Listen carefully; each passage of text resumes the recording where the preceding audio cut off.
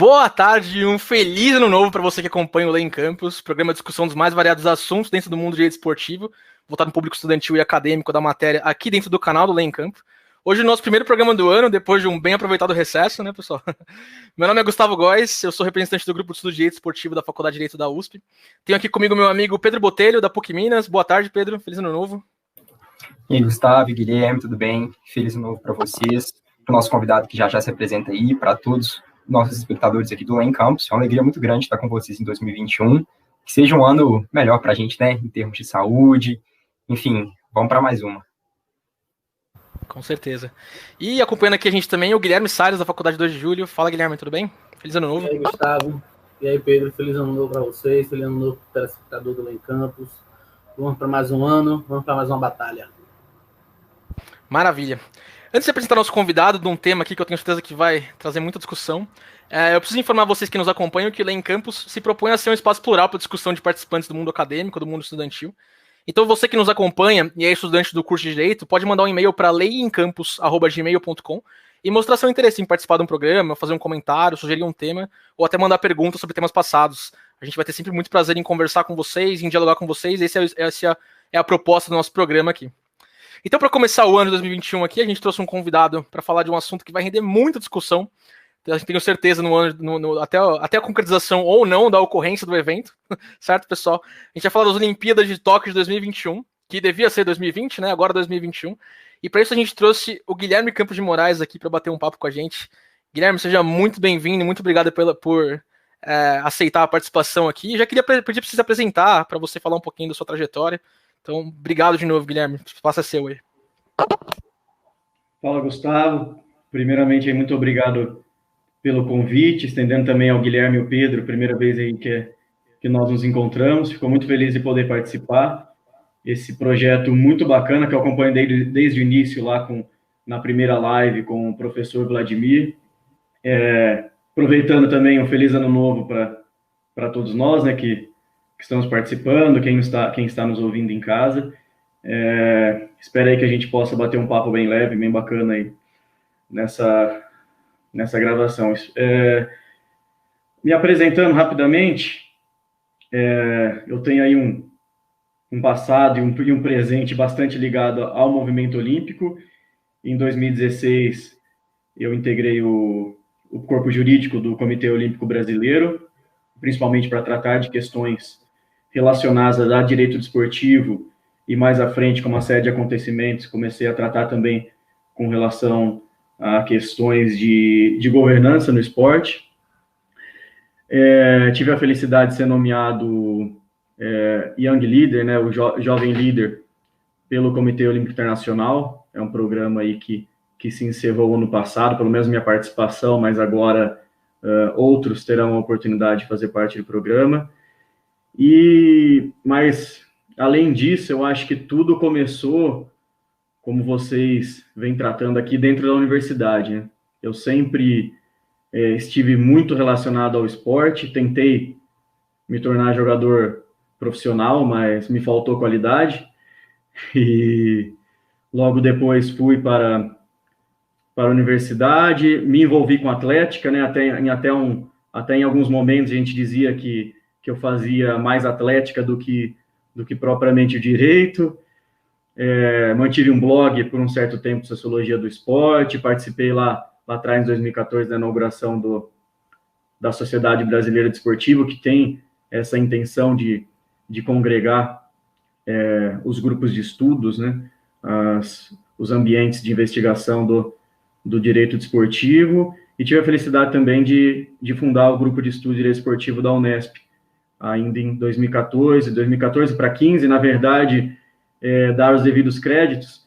Eu iniciei o projeto, a gente fez todo o processo, as instâncias lá internas da Unesp, da Universidade Paulista, mas quem tocou desde o início ali colocou o grupo para rolar, amassou o barro realmente, foi o José Eduardo Coutinho, acho que vocês também o conhecem, hoje advogado do Corinthians e um grande amigo.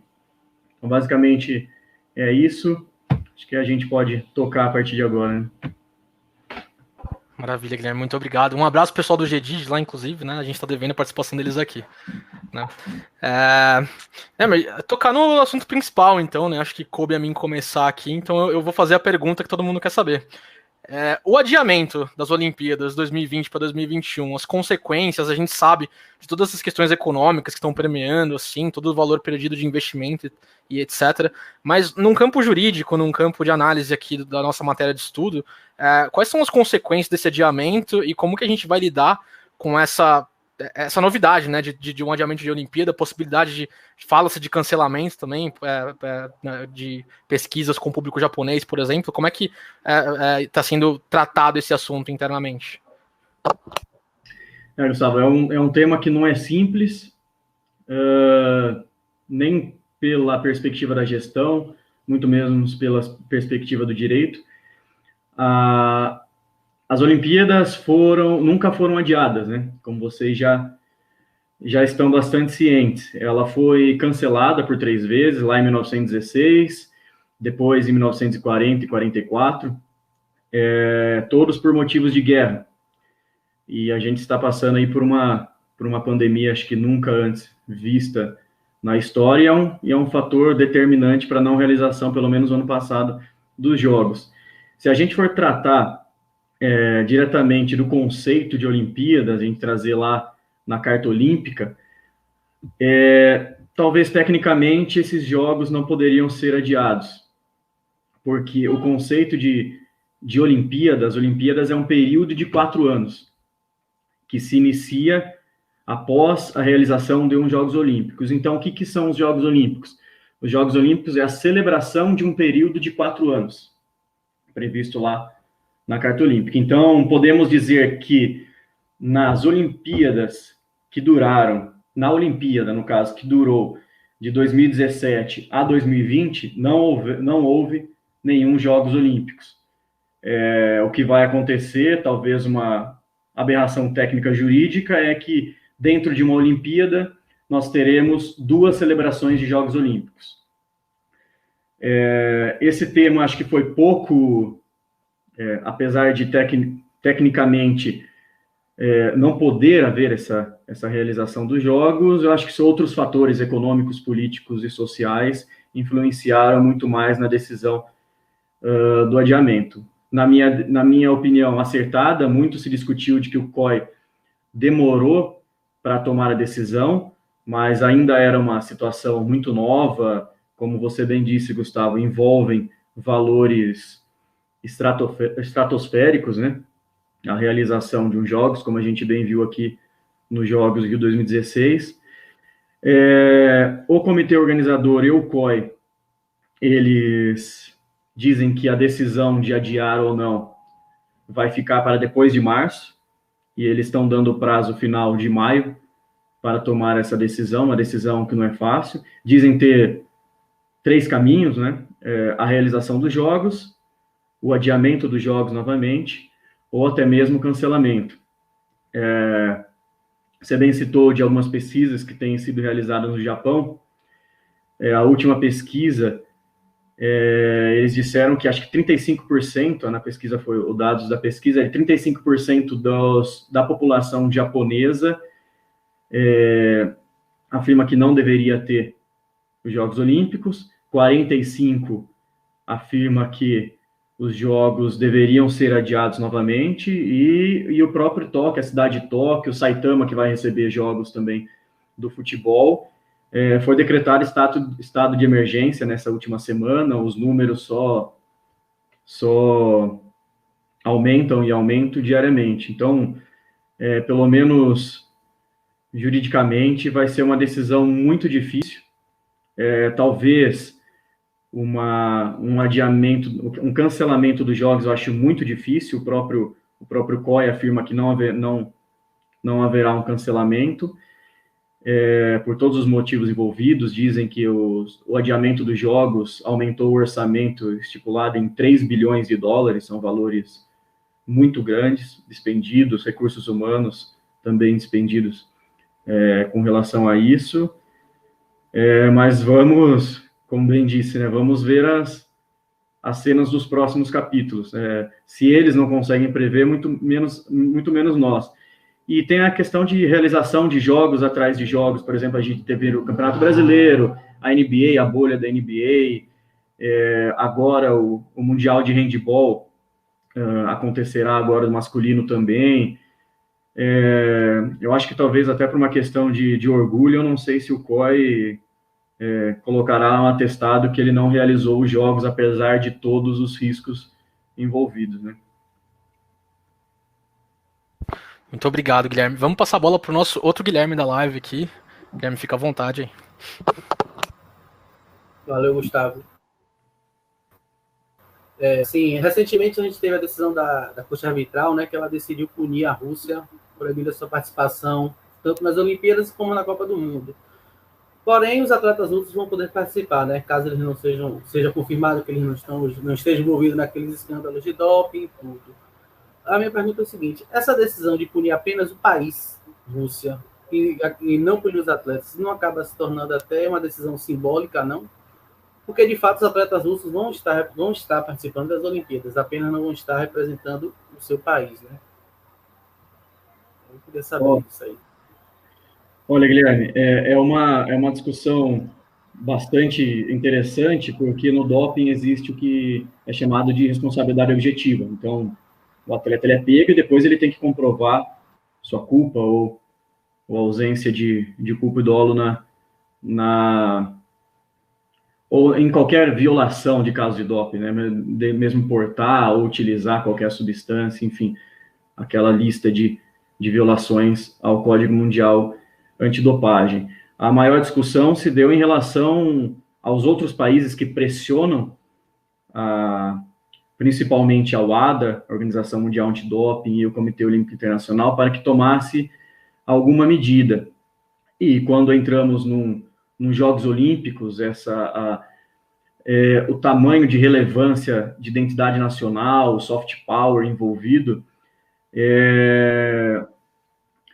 alguns países eles têm interesse muito maior que a China, que a Rússia esteja fora dos Jogos, do que compitam com eles. A Rússia que sempre está ali no top 4, top 5 dos Jogos Olímpicos. Então você imagina os Estados Unidos, você imagina a própria China, que eu falei 2 vezes errado aqui, a Grã-Bretanha, nessa disputa por medalhas. E o argumento deles é o seguinte: o Estado russo, ele patrocinou um esquema de doping sistemático, que envolvia, lá no relatório McLaren, em 2015, envolviam mais de 30 modalidades, então era algo que era intrínseco ao esporte russo. Mesmo agora, nos Jogos Olímpicos da Juventude, 2018, em Buenos Aires, os atletas russos e chineses, eles são disparados aí ao futuro, pelo menos dos esportes olímpicos de verão, no que se diz respeito a esportes individuais. E todo o contexto mundial envolvido. Você imagina que a WADA, a Organização Mundial Antidoping, ela vinha sendo muito pressionada por questões de governança, por falhas em questões de governança, os Estados Unidos ameaçando retirar o financiamento. Lembrando que a Organização Mundial Antidoping, ela é financiada metade por organismos privados, por organizações esportivas, COI, federações internacionais, e metade por autoridades governamentais. E os Estados Unidos, os maiores apoiadores financeiros, ameaçou tirar o financiamento, apesar da criação da WADA ser um tratado, uma convenção internacional, né? E eles ameaçaram essa retirada do patrocínio. A recente legislação que foi aprovada nos Estados Unidos, que é a Rodchenkov, não sei dizer bem o nome em russo, que permite aos Estados Unidos punir questões relativas ao doping qualquer atleta que esteja participando de um evento em que os Estados Unidos têm envolvimento, seja ele um atleta participando, ou patrocínio, enfim. Perceba que a própria legislação americana, ela traz um nome russo, né? Parece que a Guerra Fria ainda persiste, talvez dentro do esporte, e isso ainda é relevante. O que se tem é que se os atletas conseguirem provar, né, o não envolvimento em casos de doping, que é algo muito, muito difícil e que envolve recursos financeiros, talvez eles possam vir a competir, mas isso não é novidade. Pelo menos algum Comitê Olímpico Nacional ou alguma federação internacional não reconhecer um país, isso não é novidade no esporte. A própria Rússia, em 2016,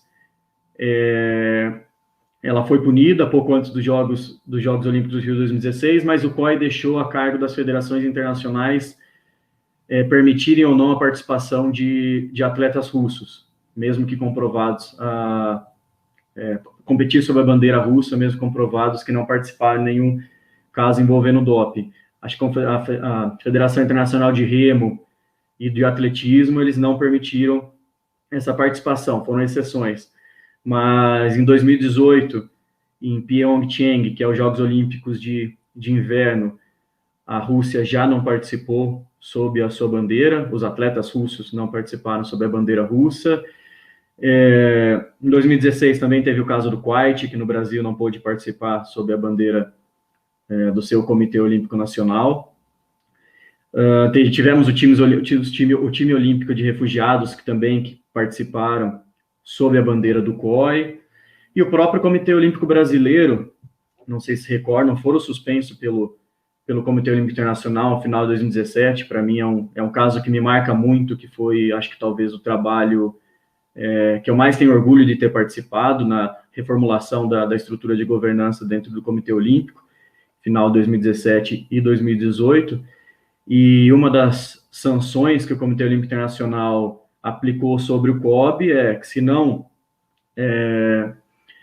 tiver efeito uma reformulação na estrutura de governança em que o COI acredite que possa ser eficiente, os atletas não competiriam sob a bandeira do Comitê Olímpico Nacional Brasileiro. Então, o Comitê Olímpico Nacional estava suspenso e os atletas poderiam participar dos Jogos Olímpicos de Inverno sob a bandeira do Comitê Olímpico Internacional. E uma coisa que é interessante, Guilherme, até que talvez tenha caído no conto popular, é que de maneira diversa, né, é que os Jogos Olímpicos, eles não são uma competição, não é uma competição entre países. Os Jogos Olímpicos é uma competição entre atletas. Então, até mesmo o quadro de medalhas é uma criação do universo da mídia, da imprensa, mas não existe. O Brasil ficou em 11º, em 10º nos Jogos Olímpicos, porque não existe essa competição entre países. Caso você entre tanto no site dos comitês organizadores ou do Comitê Olímpico Internacional, você nunca vai ver um ranking de medalhas. Você vai ver um atleta que foi medalhista e sob qual bandeira ele estava competindo. Então, é importante a gente diferenciar também que a competição é entre atleta e não entre Comitê Olímpico Nacional, né? Que a gente não pode nem confundir com... É um país na perspectiva do Comitê Olímpico Internacional, mas talvez não seja um país na perspectiva da comunidade internacional, né? Então, o que é país, o que é o Comitê Olímpico Nacional? O certo seria de falar, o atleta competiu sob a bandeira do Comitê Olímpico Nacional, né? Então, por exemplo, o Neymar, ele não competiu pelo Brasil, ele competiu pelo Comitê Olímpico Brasileiro, né? Que é a organização representante do movimento olímpico dentro de cada território. E não só a Rússia, mas o próprio CONI, o Comitê Olímpico Italiano, ele está muito preocupado com a possível suspensão também do Comitê Olímpico pelo COI, porque o Comitê Olímpico Italiano, diferente da maioria dos outros comitês olímpicos, ele é uma organização pública, é uma autoridade pública abaixo do governo do executivo na Itália, do Poder Executivo, e foi criada agora uma empresa pública vinculada ao Comitê Olímpico, que receberia recursos do próprio governo, que seria dividido entre o Comitê Olímpico Nacional, e a própria Carta Olímpica diz que não deve haver envolvimento público, nem que o comitê, ou pelo menos que tente não haver, nos comitês olímpicos nacionais, tente não serem influenciados por decisões públicas, e também que um Comitê Olímpico Nacional não seja rentável, né, não tenha fins lucrativos. Então, é uma questão que o próprio presidente do Comitê Olímpico Italiano já soltou em nota que ele está muito preocupado com o futuro da Itália. Guilherme, eu vou furar a fila aqui, já até pedi permissão para o Pedro aqui nos bastidores. Mas aproveitando a pergunta de doping do Guilherme, eu queria fazer a esse tema e perguntar para você, porque com o adiamento das Olimpíadas, alguns atletas que estavam punidos em períodos por decisões de órgãos reguladores antidopagem, como a WADA, etc., seja qual vale, eles foram beneficiados nesse período de extensão, e algumas decisões até ressaltam que justamente o caráter educativo da não participação de uma Olimpíada seria o principal motivo para um período mais extenso, etc. Como isso é mais uma questão de decisão por decisão, eu queria saber a sua opinião sobre esse tipo de consequência dessas decisões, desse adiamento, na participação desses atletas beneficiados por esse período de tempo. Gustavo, a gente pode fazer até uma analogia com a própria suspensão da Rússia, que é por tempo e não por competição. A Rússia, ela vai ser, em função do tempo que ela estará suspensa, ela não participará dos Jogos Olímpicos agora de Tóquio, não participará dos Jogos Olímpicos de Pequim 2022 e também, provavelmente, aí da Copa do Mundo de 2022 de futebol, mas acho que vai ser em cima do cronômetro, né? Não sei como que a FIFA e o próprio Tribunal Arbitral de Esporte, se for chamado a decidir sobre o tema, vai tratar. Mas a questão é justamente essa, né? O Código Mundial Antidopagem, ele prevê punições por tempo e não por competição. De maneira diversa, acontece, por exemplo, nas ligas privadas norte-americanas. Algumas ligas, elas prevêem por partida, mas lá a gente tem uma discussão muito maior, um envolvimento muito maior de atletas, né? A representatividade da classe de atletas e de outros é muito mais frequente. Então, isso não ocorre, pelo menos, no movimento olímpico. Eu acredito que se a suspensão foi declarada justa de um cumprimento de pena que era de 2 anos, não vejo como coerente que essa suspensão seja prorrogada. Não vejo juridicamente uma sustentação, apesar de que muitos dizem que é o próprio um dos motivos, né? O doping, no caso, é uma definição de que não é só questão de melhorar a performance, né? Acho que são 3 pontos principais, os pilares do doping: melhorar a performance, você prejudicar a integridade física sua ou do seu competidor, do oponente, e a terceira questão do fair play, né? Que eu acho que é o mais envolvido, é onde que entra as questões, por exemplo, de drogas sociais serem ou não proibidas ou permitidas.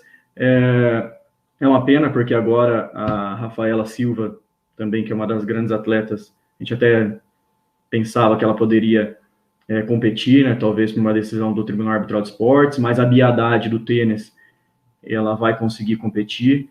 Então, são questões do esporte, mas acho que juridicamente não é coerente essa extensão da pena. Muito obrigado, Guilherme. Obrigado pelo esclarecimento. Pedro, roubei sua vez, agora pode ir, por favor. Não, sem problemas, Gustavo, você que manda.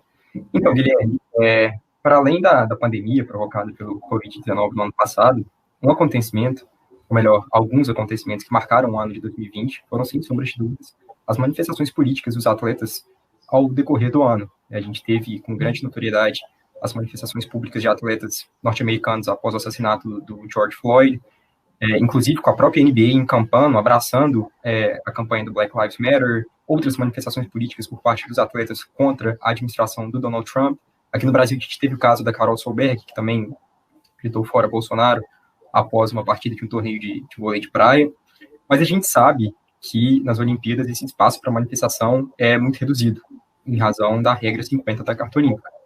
Então, a minha pergunta para você é primeiro para que você esclarecesse para aqueles que não têm tanta familiaridade com a Carta Olímpica, o que exatamente essa regra 50 veda e até onde que ela colide com o direito à liberdade de expressão e como você enxerga também esse cenário para as Olimpíadas agora de 2021, onde essas questões políticas estão em voga e é bem possível que a gente tenha novamente atletas se manifestando publicamente.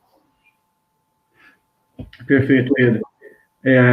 Acho que antes de tratar, eu até tratei da Carta Olímpica antes, mas vale mencionar novamente, a Carta Olímpica é o documento maior do movimento olímpico, você pode considerar do movimento esportivo como um todo, como boa parte do movimento esportivo, ele funciona como uma Constituição Federal, uma Constituição esportiva, que rege todos aqueles que estão sob o guarda-chuva do movimento olímpico. Então, um atleta que se filia a uma federação estadual, um atleta de voleibol que se filia a um clube, que é contratado por um clube, se filia a uma federação, que é vinculada à confederação, essa confederação é vinculada à federação internacional. Então, é uma rede, um emaranhado de relações associativas em que todos têm que estar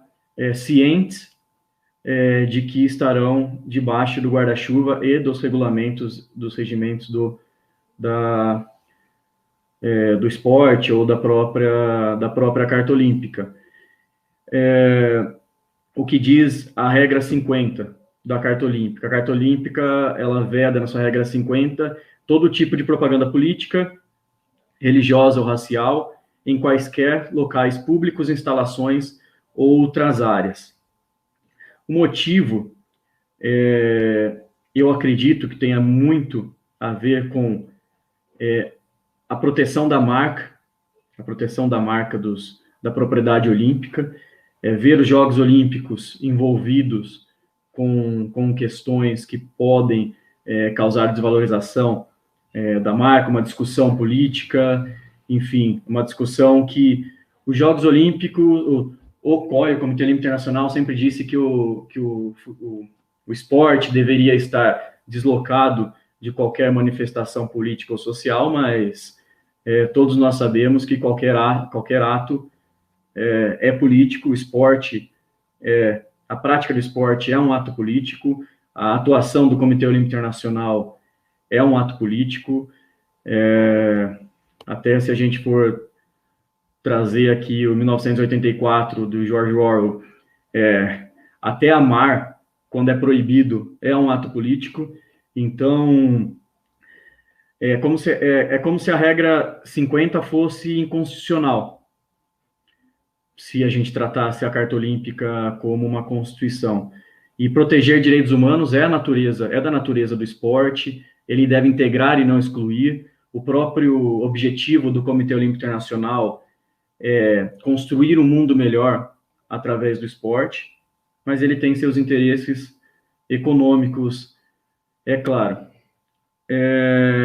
Mas trazendo o esporte, o Comitê Olímpico Internacional, como uma figura política, dentro da ciência política a gente tem o princípio de responsiveness, ou responsividade. O que seria esse princípio? É a capacidade daquele agente político, que detém um poder associativo, de dar respostas aos clamores sociais, ou a aceleração do entendimento do que é igualdade, liberdade, é você conseguir dar resposta a todos esses atores sociais, é estar ao lado da evolução da sociedade. E o Comitê Olímpico Internacional, ele deve isso não só a toda a sociedade, mas principalmente aos seus stakeholders, o público interessado, os atletas, os patrocinadores, os próprios comitês olímpicos nacionais, federações internacionais. Então, sinceramente, eu acho que o COI, até por uma questão de imagem, ele não vai deixar de flexibilizar a regra. Eu acho que é um caminho sem volta. Não há como falarmos hoje no esporte em que não há manifestação política. Se lá em 68, quando teve a questão dos atletas, 2 atletas na Cidade do México, que levantaram o punho como um símbolo de manifestação dos Panteras Negras, o Tom Smith e o John Carlos, que eles foram banidos dos jogos. Isso não tem mais espaço. O Comitê Olímpico Brasileiro, ele já se posicionou no sentido de que apoia a flexibilização da regra. A Comissão de Atletas do COI, que é uma parte independente do COI, que é responsável por essa comunicação entre os atletas, né, a voz do atleta dentro da organização, eles estão para finalizar um documento para ser entregue ao COI, com orientações do que os atletas entendem como possível para a regra 50. O próprio Comitê Olímpico Americano, o ZOC, ele disse que se houver qualquer manifestação política e social por parte do time USA, do time norte-americano, eles não serão punidos. O Sebastian Coe, que é uma das maiores autoridades no esporte, ele foi presidente do comitê organizador dos Jogos de Londres 2012, hoje é presidente da Federação Internacional de Atletismo, talvez uma das mais tradicionais, se não a mais, ao lado da Federação Internacional de Futebol, a FIFA. Ele mesmo disse que não cabe atletas brigando por igualdade, brigando por um espaço mais coerente dentro do esporte, eles serem punidos. Até surgiu aí como se a gente tivesse uma mídia de fofoca. A fofoca do momento era que o Sebastian Coe, uma das maiores autoridades do esporte, entrou ali em conflito com o Thomas Bach, presidente do Comitê Olímpico Internacional, como ficaria a relação dos dois, e ele se pronunciou publicamente nesse sentido. Então, o COI, eu acho que ele vai ceder às pressões, é um caminho sem volta. A gente viu no esporte aí cada vez mais as próprias federações internacionais anunciando que não vão punir os atletas que se manifestarem politicamente. Como você bem disse, Pedro, o próprio LeBron James, a NBA como um todo, o Hamilton usando todas as suas redes, o Colin Kaepernick lá atrás na NFL, que deu início a isso tudo, e a própria NFL, a organização da NFL, disse que errou em não dar o suporte ao atleta naquele momento. Eu acho que é questão de tempo. Talvez a discussão seja muito mais hoje em dia em como vai ser flexibilizar do que realmente se vai ou não flexibilizar essa regra. Maravilha, Guilherme. Vamos passar para o outro Guilherme mais uma vez. Então, fazer mais uma pergunta aí. Valeu, Gustavo. Guilherme, você falou até aí sobre os objetivos, até criar um mundo melhor. E assim, recentemente, acho que agora em janeiro, mais um lutador iraniano, né, ele vai ser condenado ao enforcamento. E assim, a gente sabe que tem a questão da soberania dos países e tudo, mas como é que o COI vê essa situação disso, em relação a um país ainda tem uma sanção desse caráter ainda? E a participação do Irã nas Olimpíadas, né? Muito bom, Guilherme. Muito boa pergunta. O próprio, como você falou, é mais um caso, né? Que acontece no Irã, não é o primeiro. O Comitê Olímpico Internacional, ele afirma ter agido nos bastidores no primeiro caso, na tentativa diplomática de resolver a questão, mas não teve efeito. Não sei se o próprio Comitê Olímpico Internacional tomaria alguma decisão contrária ao Comitê Olímpico Iraniano, até porque o Comitê Olímpico Iraniano ele é autônomo com relação ao Estado iraniano, então não há essa relação direta entre os dois. Eu acho que a pressão que o Comitê Olímpico Internacional pode fazer é muito mais de dar voz a esses atletas, né? Utilizar os seus meios de comunicação para propagar essa informação, porque, como nós sabemos, nós estamos no meio do esporte, nós ouvimos falar sobre isso, mas talvez esse tema não chegue na população em geral, talvez a população em geral não saiba que isso acontece ainda hoje no Irã. Mas é uma questão que talvez um próximo passo de uma pressão social, a gente está falando aqui sobre flexibilização da regra 50, quem sabe o COI também foi bastante pressionado com relação à participação ou não de atletas trans dentro do esporte. Então, essas questões envolvendo direitos humanos, vão ser mais e mais tratadas dentro do movimento esportivo, até pelo fato de nós estarmos hoje num mundo digitalizado, num mundo em que a informação é muito mais rápida, e o COI ele tem que estar à parte, não sei, a par disso e seguir. O COI mesmo fala em se reinventar. Não é à toa que o breaking dance entra no programa dos Jogos Olímpicos, não é à toa que o próprio Gustavo, que trabalha bastante com o esportes, não é à toa que todo momento o esportes é levantado para se virar ou não como um esporte no próximo programa de Jogos Olímpicos. Então, se o Comitê Olímpico Internacional ele não dá a resposta adequada à sociedade, ele fica para trás, e aí a gente não tem dúvida com a nova geração, por exemplo, um esporte pode devorar o que a gente conhece como esporte tradicional. Então, como a gente falou mais cedo, antes nessa live, é que o COI é um agente político, e ele age determinado por pressões sociais também. Então, eu acho que é muito mais nesse sentido. Mas o Irã mesmo sofrer retaliação, não vejo que caberia. Bingo. O Guilherme provocou aí com a parte de esportes, eu tô me segurando para não fazer a pergunta, a gente já discutiu bastante isso em outra oportunidade, né, Guilherme?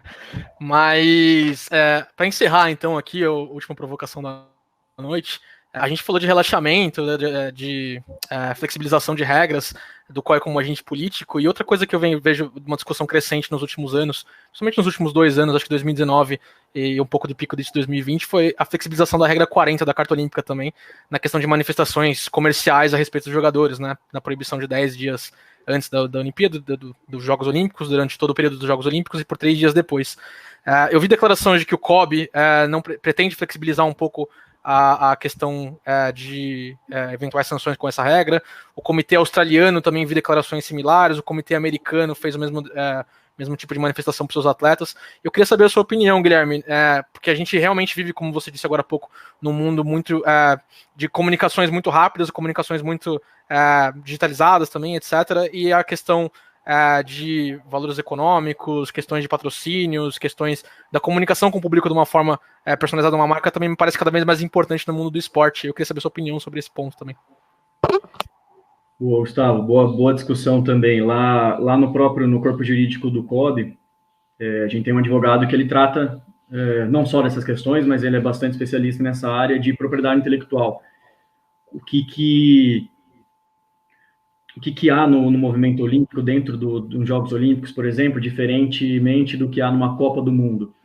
O COI, como a gente bem disse, ele tem a ideia da purificação do esporte, né, purificação das próprias propriedades olímpicas. Né? Então, o ar olímpico,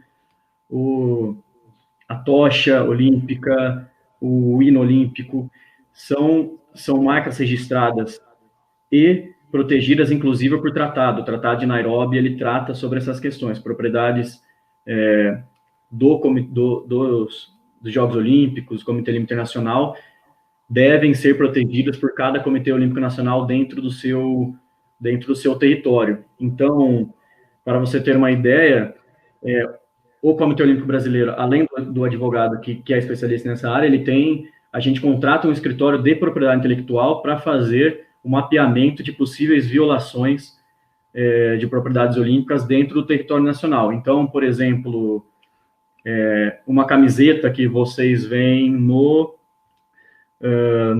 e-commerce, vendendo com o nome Olímpia, ela não está de acordo com a legislação, inclusive a Lei Pelé, ela abarca essa situação. Então, o Comitê Olímpico Brasileiro ele tem essa possibilidade de de opor a marca. Olimpíadas do Faustão, na verdade, não deveriam existir as Olimpíadas do Faustão, né? Também é uma violação às propriedades olímpicas. O que mais? Olimpíadas Brasileiras de Matemática, Olimpíada Paulista de Física. Isso eu acho que é muito mais aquela questão de talvez não deva entrar no mérito de que o Estado está violando ou não, mas talvez seja uma violação aos símbolos olímpicos. E por quê? Essa ideia de que os símbolos eles têm que ter um valor muito alto. Vocês pegam na FIFA, no jogo, na Copa do Mundo da FIFA, vocês veem vários patrocinadores em todo o estádio. Então, no intervalo vai aparecer ali Toyota, enfim. Nos Jogos Olímpicos, não. A ideia da regra 40 também da Carta Olímpica, é a ideia da Arena Livre. Então, quando você assiste os Jogos Olímpicos, depois vocês podem pesquisar no YouTube, enfim, toda a competição olímpica, você não vê nenhuma marca dentro do field of play, né, da área de jogo. Você vê ativações relacionadas à competição por aqueles patrocinadores que são os chamados top coils, os top partners, que são, hoje acho que devem ser por volta de 10, geralmente era 11, hoje a Allianz, seguradora, também entrou nesse seleto grupo, e eles têm permissão de utilizar atletas e fazer campanhas durante a realização dos jogos, ativações ali no Parque Olímpico, ativações publicitárias de toda forma.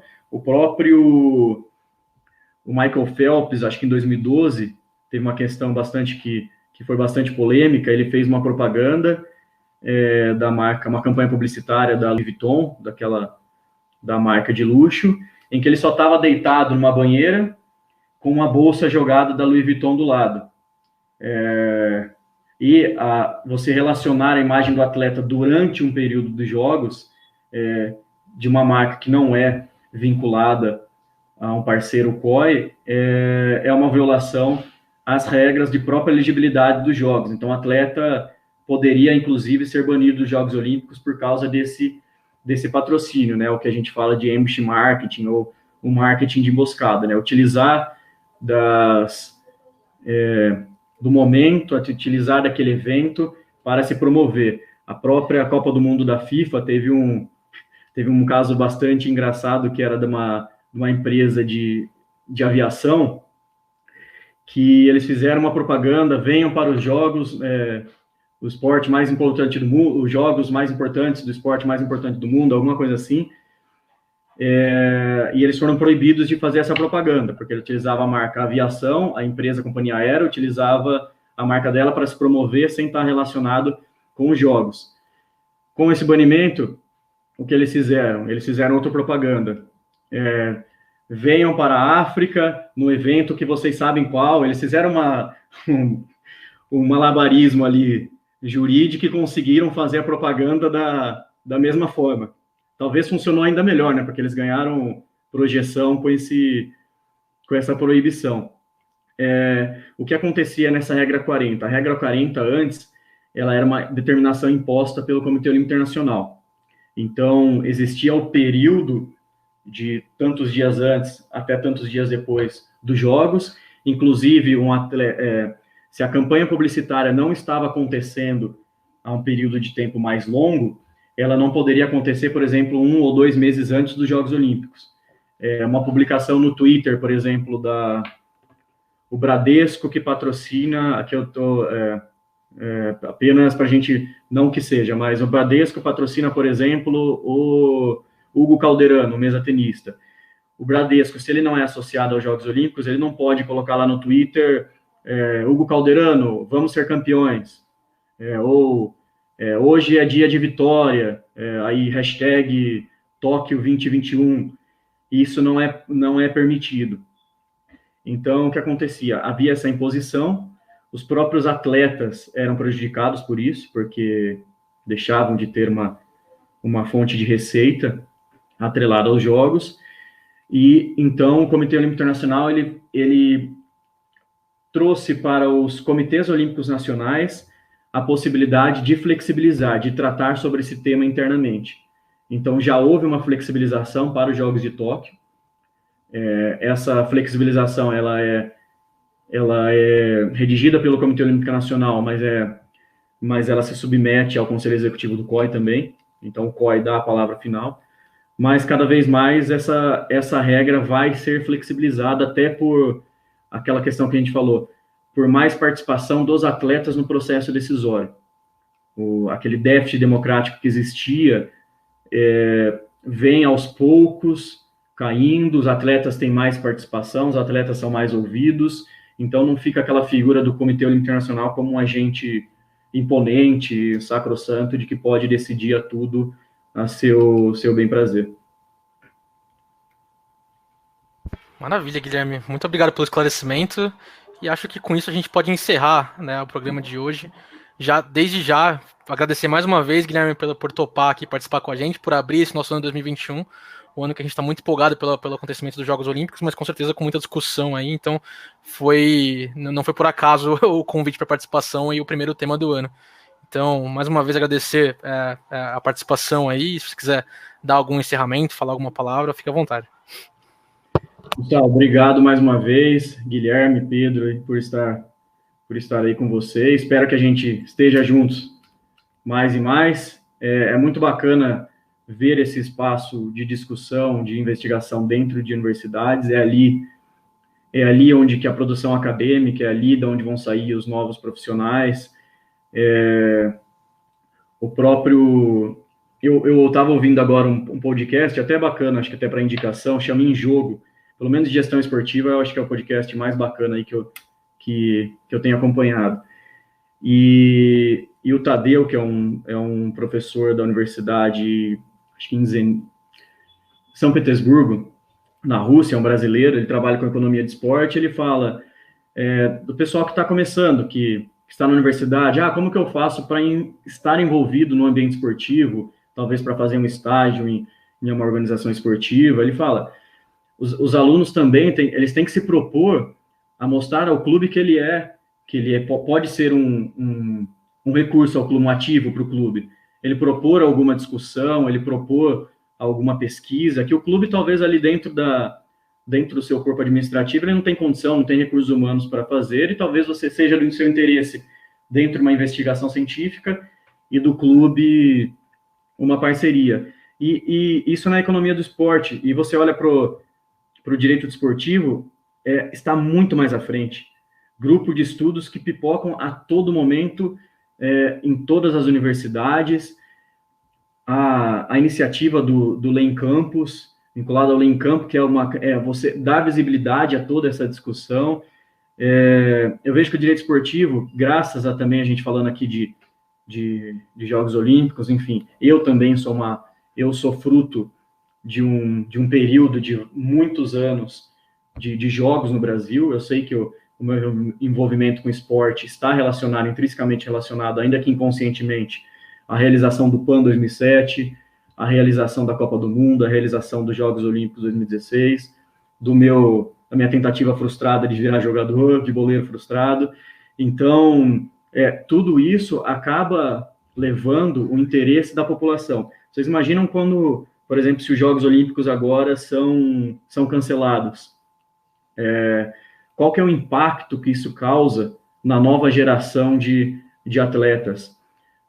Vocês lembram o impacto que o Guga, talvez acho que vocês não conseguiram pegar, mas o Guga teve em 97 com a conquista de Roland Garros. Quantas pessoas não passaram a praticar o tênis, que era um esporte, ainda é um esporte um pouco mais de elite, mas que passou a se popularizar mais, a própria natação com César Cielo. Então, a gente trazer esses temas para dentro da universidade, onde tudo acontece, onde a extensão acontece, é muito bacana. Então, parabenizar vocês pelo projeto, vocês três, a Letícia também, que o Gustavo citou mais cedo, e espero aí que 2021 seja um ano aí de Jogos Olímpicos e de uma evolução ainda maior aí do Lei Campus.